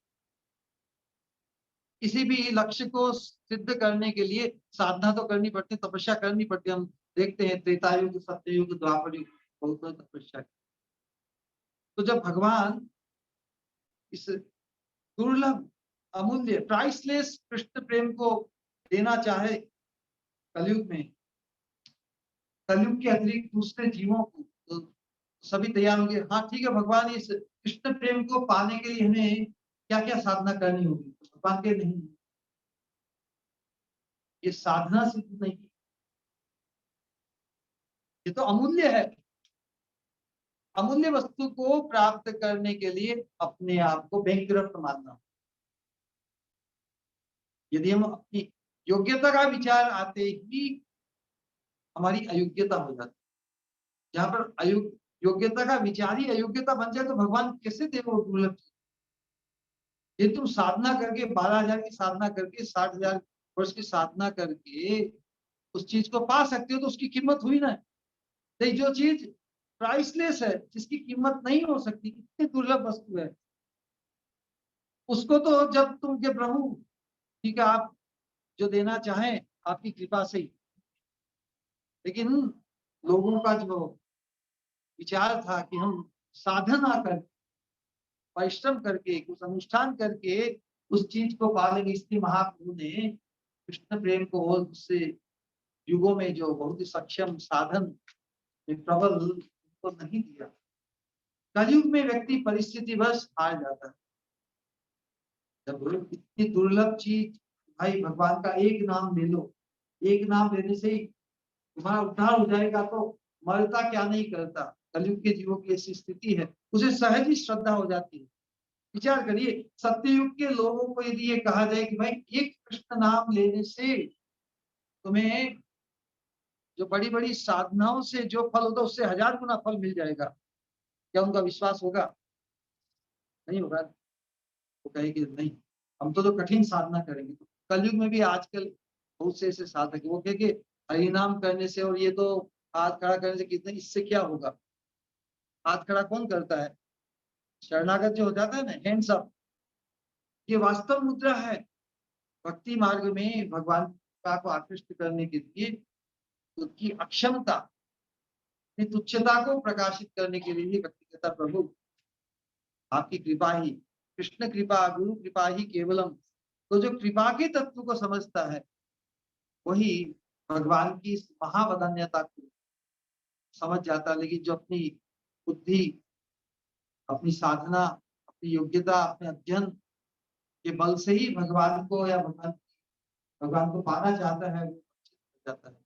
इसलिए कथा का सार यही है कि हम भगवान की उस माधुर्य लीला, भगवान के माधुर्य का आस्वादन करने के लिए ब्रजवासियों के जिस सौभाग्य को यहाँ आज प्रकाशित किया गया, तो ब्रजवासियों की सौभाग्य को सराहते हुए उनके अनुगत्य को हम प्राप्त कर सके, हम भी ब्रजवासियों के अनुगत होने की इच्छा करें, तो अवश्य ही जो सौभाग्य उन्हें प्राप्त है, अनुगत्य प्राप्त करने से वो सौभाग्य, आपको जो सौभाग्य प्राप्त है, यदि मैं आपके अनुगत्य को प्राप्त करूं तो आप कृपा करके मुझे वो कृपा दे देंगे ना। तो उसी प्रकार भागवत में भगवान को जो अति प्रिय है, उन ब्रजवासियों का सौभाग्य यहाँ प्रकाशित हुआ है। अपने ब्रजवासियों के प्रेम के भगवान में वशीभूत है। उस वशीभूतता के कारण उन्होंने अनेक असुरों का भी संहार किया, उन्हें भी सद्गति दी। लेकिन वो मुख्य उद्देश्य नहीं था। मुख्य उद्देश्य है भगवान के अपने भक्तों के प्रति वश्यता। तो हम भी इस कलयुग में आए हैं ना, इस कलयुग में तो हमें सुमेधसा बनना है। अति मेधसा की जरूरत नहीं, न कुमेधसा अच्छी है न अति मेधसा अच्छी है, सुमेधसा। तो कलौ कृष्ण वर्णम त्विषा कृष्णम सांगो पांगा पार्षदम यज्ञ संकीर्तन प्राय यजंती ही सुमेधसा। अच्छी बुद्धि वाला बनना है, अति बुद्धि वाला नहीं। अति बुद्धि वाला वंचित रह जाएगा। अति सर्वत्र वर्जये, तो अति बुद्धि काम की नहीं। अति बुद्धि तो कुबुद्धि होती कहलाती है। हमें तो सुबुद्धि चाहिए। सुबुद्धि होने से भगवान जिस अति दुर्लभ कृष्ण प्रेम को जिस रूप में देने आए हैं, उस रूप को पहचानना। यदि हम भगवान के इस विशेष आविर्भाव, चैतन्य महाप्रभु के आविर्भाव को यदि नहीं पहचान पाए, चैतन्य महाप्रभु की अद्भुत लीलाओं, उनके ऐश्वर्य माधुर्य और भक्त भाव में जो अति मानवीय लीला का जो प्रकाश हुआ, उसका श्रवण करके, उसका उसको जानकर भी उनमें हमारी श्रद्धा नहीं उत्पन्न होती, तो फिर हम अभागे रह जाते हैं।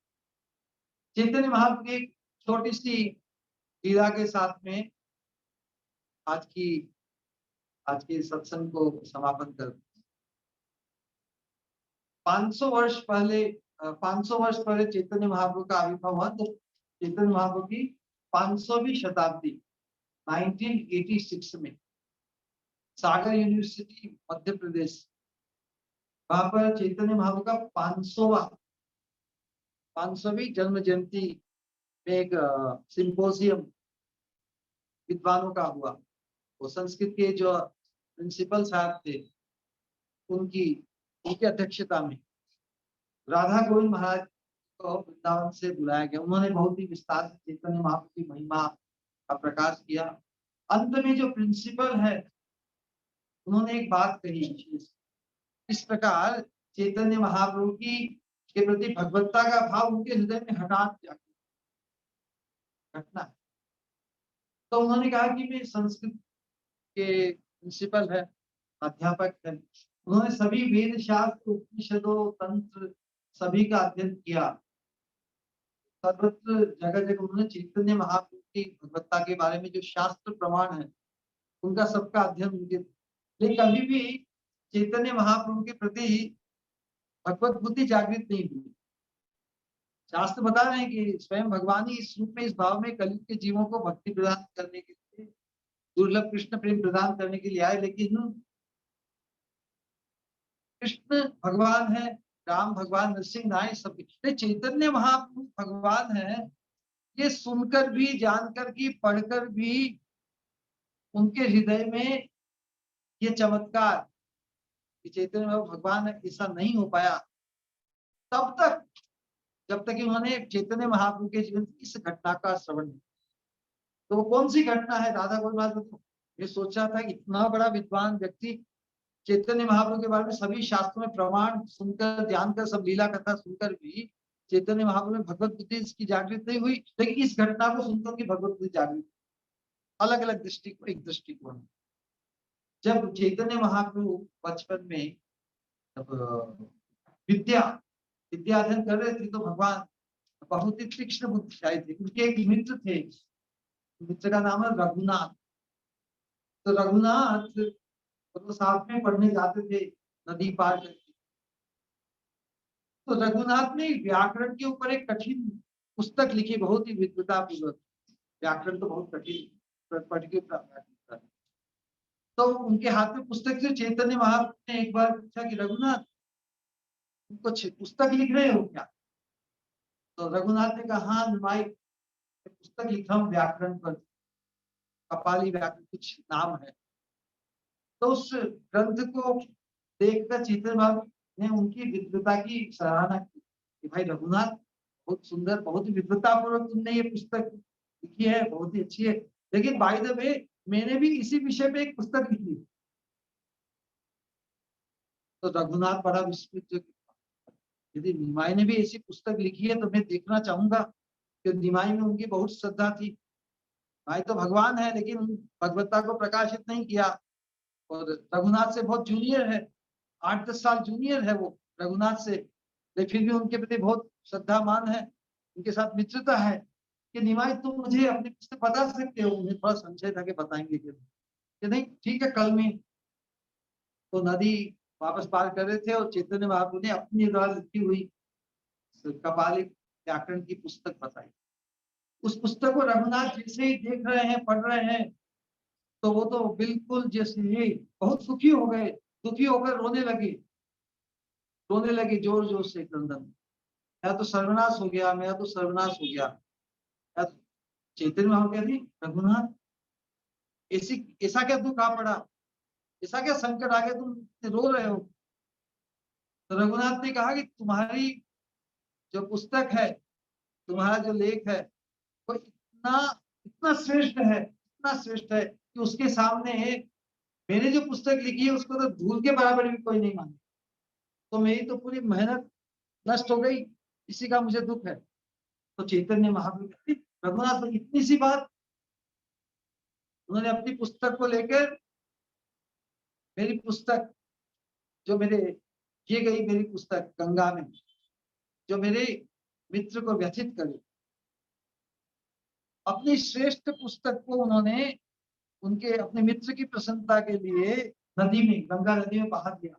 जब उन प्रिंसिपल ने जब ये घटना सुनी तब उनके जीवन चमत्कार, उन्होंने कहा only God can do this, केवल भगवान ही ये कार्य कर सकता है। हम संसार में देखते हैं विद्वता के नाम पर थोड़ी सी भी श्रेष्ठता को पाने के लिए, या गोल्ड मेडल पाने के लिए, या फर्स्ट प्राइज पाने के लिए, या उस कैटेगरी में आने के लिए, रैंकिंग में आने के लिए व्यक्ति क्या नहीं कर,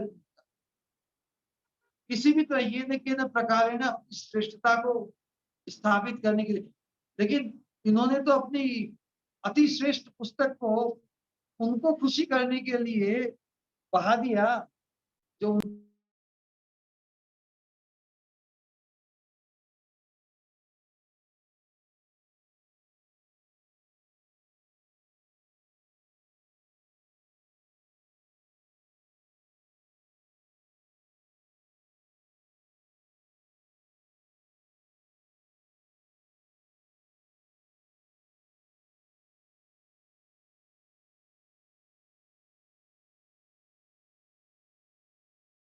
सकता है वही भगवान करेगा।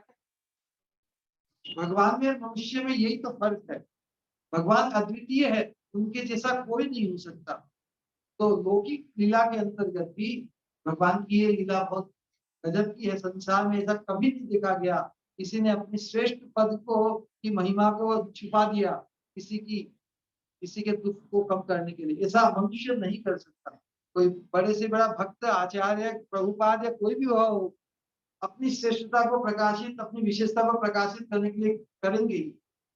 अफकोर्स जो शुद्ध भक्त है वो भगवान की महिमा को प्रकाशित करने के लिए ही अपना कार्य करते हैं। लेकिन मनुष्य लोक में ऐसा नहीं देखा गया कि अपनी श्रेष्ठ कृति को किसी ने छुपा के रख दिया या समाप्त कर दिया, किसी और की कृति को प्रकाशित या श्रेष्ठ स्थापित कर दिया। तो हम चैतन्य महाप्रभु की जो एक महिमा है उससे उनके प्रति हमारा भगवत भाव जागृत हो, तो चैतन्य महाप्रभु का भगवत बुद्धि से दर्शन करेंगे तो साक्षात राधा रानी के दर्शन होंगे। राधा रानी जिन पर कृपा दृष्टि करेगी, कृष्ण तो उनसे ही बंधे हुए हैं, उनकी पूर्ण कृपा हमें अवश्य हो जाएगी इसी जीवन। बोलिए हरे कृष्णा कृष्णा कृष्णा हरे राम राम राम।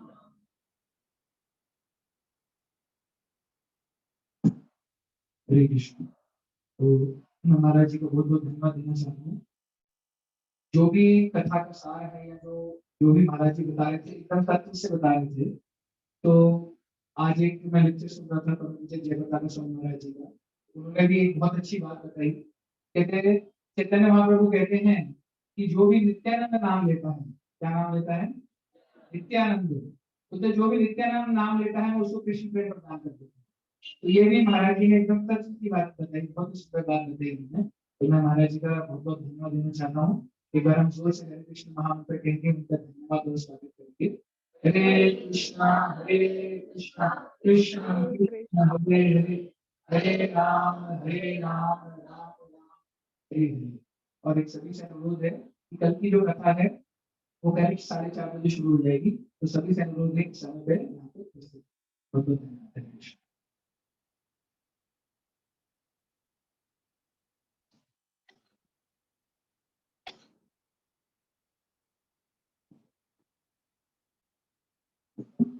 कृष्णा। सभी से अनुरोध है कि प्रसाद जरूर लेके जाएं। धन्यवाद।